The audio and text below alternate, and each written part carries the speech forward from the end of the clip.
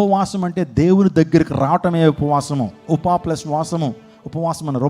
ఉప అంటే ఏంటి? దగ్గరగా. వాసం అంటే నివాసం చేయుట. దేవునికి దగ్గరగా నివాసం చేయటం ఉపవాసం. నువ్వు చక్కగా శనివారం శుక్రవారం ఉపవాసం అంటావు, డైటింగ్ చేస్తున్నావు, కానీ దేవుని దగ్గర రావట్లేదు నువ్వు.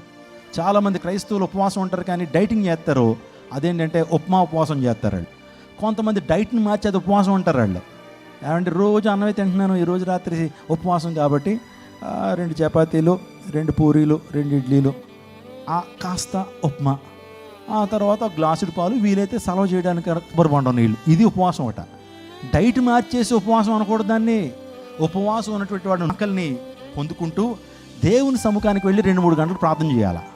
ఆ తర్వాత దేవునికి విరోధంగా ఉన్నటువంటి జీవితంలో ఏదైనా ఉంటే వాటిని మానుకోవడానికి తీర్మానం చేసుకోవాలి. ఆ ఎక్సర్సైజ్ చేయాలి. ప్రభువా, నీకు విరోధంగా నేను ప్రవర్తిస్తున్నాను, ఈ పాపం నాలో ఉంది, నీకు అవిధమైన కార్యాలు నా జీవితంలో ఉన్నాయి కాబట్టి నన్ను క్షమించాయని ప్రభుతో ఇంకా దగ్గరగా మారటాన్ని ఉపవాసం ఉన్నారు.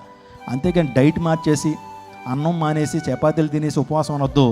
ఆ ఉపవాసం ద్వారా నీకే వచ్చేటువంటి ప్రయోజనం ఏముండదు. ఆత్మీయంగా నీ ఉపవాసం ఉంటున్న నీవు నీ యొక్క కడుపును కట్టుకుని దేవుని సన్నిధిలో 2-3 గంటలు ప్రార్థన చేయాలి.